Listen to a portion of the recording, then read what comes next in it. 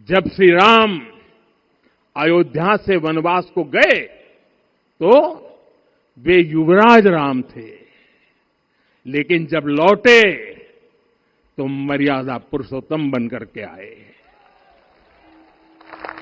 और उनके मर्यादा पुरुषोत्तम बनने में महर्षि वशिष्ठ का ज्ञान, महर्षि विश्वामित्र की दीक्षा, महर्षि अगस्त्य का मार्गदर्शन, निषाद राज की मित्रता, मां शबरी की ममता, भक्त हनुमान का समर्पण, इन सब की अनगिनत ऐसे लोगों की महत्वपूर्ण भूमिका रही है। साथियों, विकसित भारत बनाने के लिए भी समाज की इसी सामूहिक शक्ति की आवश्यकता है। मुझे बहुत खुशी है कि राम मंदिर का दिव्य प्रांगण भारत के सामूहिक सामर्थ्य की भी चेतना स्थली बन रहा है। यहां सप्त मंदिर बने हैं, यहां माता शबरी का मंदिर बना है जो जनजातीय समाज के प्रेम भाव और आतिथ्य परंपरा की प्रतिमूर्ति है। यहां निषादराज का मंदिर बना है, ये उस मित्रता का साक्षी है जो साधन नहीं, साध्य को, उसकी भावना को पूजती है।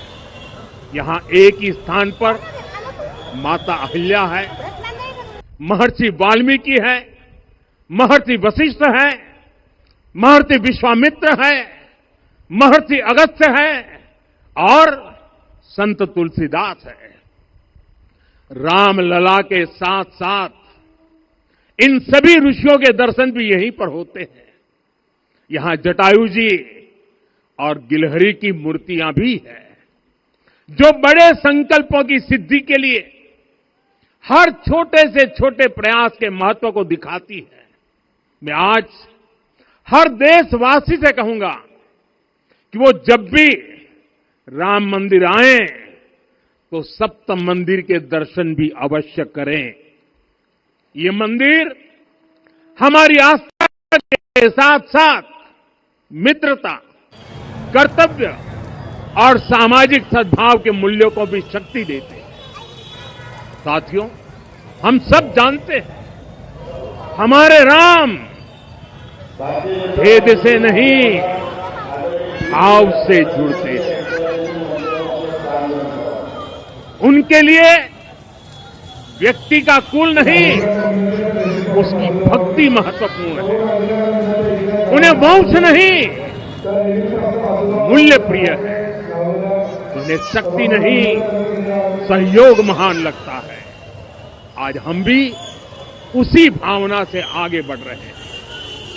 पिछले 11 वर्षों में महिला, दलित, पिछड़े, अति पिछड़े, आदिवासी, वंचित, किसान, श्रमिक, युवा, हर वर्ग को विकास के केंद्र में रखा गया है। जब देश का हर व्यक्ति, हर वर्ग, हर क्षेत्र सशक्त होगा, तब संकल्प की सिद्धि में सबका प्रयास लगेगा और सबके प्रयास से ही 2047 जब देश आजादी के 100 साल मनाएगा, हमें 2047 तक विकसित भारत का निर्माण करना ही होगा। साथियों, रामलला की प्राण प्रतिष्ठा के ऐतिहासिक अवसर पर मैंने राम से राष्ट्र के संकल्प की चर्चा की थी। मैंने कहा था कि हमें आने वाले 1000 वर्षों के लिए भारत की नींव मजबूत करनी है। हमें याद रखना है, जो सिर्फ वर्तमान का सोचते हैं वो आने वाली पीढ़ियों के साथ अन्याय करते। हमें वर्तमान के साथ साथ भावी पीढ़ियों के बारे में भी सोचना, क्योंकि हम जब नहीं थे ये देश तब भी था, जब हम नहीं रहेंगे ये देश तब भी रहेगा। हम एक जीवंत समाज है, हमें दूरदृष्टि के साथ ही काम करना होगा। हमें आने वाले दशकों, आने वाली सदियों को ध्यान में रखना ही होगा। और साथियों, इसके लिए भी हमें प्रभु राम से सीखना होगा। हमें उनके व्यक्तित्व को समझना होगा। हमें उनके व्यवहार को आत्मसात करना होगा। हमें याद रखना होगा, राम यानी आदर्श, राम यानी मर्यादा, राम यानी जीवन का सर्वोच्च चरित्र, राम यानी सत्य और पराक्रम का संगम। दिव्य गुणे शक्र समो रामः सत्य पराक्रमः। राम यानी धर्म पथ पर चलने वाला व्यक्तित्व। रामः सत्पुरुषो लोके सत्यः सत्यपरायणः। राम यानी जनता के सुख को सर्वोपरि रखना, प्रजा सुखत्वे चंद्रस्य। राम यानी धर्म और क्षमा का दरिया। वसुधाया क्षमा गुणे है। राम यानी ज्ञान और विवेक की पराकाष्ठा। बुद्ध या बृहस्पति तुल्य। राम यानी कोमलता में मृदु पूर्वज भाषते। राम यानी कृतज्ञता का सर्वोच्च उदाहरण। कदाचन नोपकारेण तुति नैकेन तुष्यति। राम यानी श्रेष्ठ संगति का चयन। शीला वृद्धे ज्ञान वृद्धे वयोवृद्धे च सज्जने। राम यानी विनम्रता में महाबल। वीर्यवान च वीर्येण महता स्वेन विस्मितः। राम यानी सत्य का अडिग संकल्प। न च अनुत्र कथो विद्वान। राम यानी जागरूक, अनुशासित और निष्कपट मन। निस्तिंद्र अपम्रत च स्वदोष परदोषवित। साथियों, राम सिर्फ एक व्यक्ति नहीं, राम एक मूल्य है, एक मर्यादा है, एक दिशा है।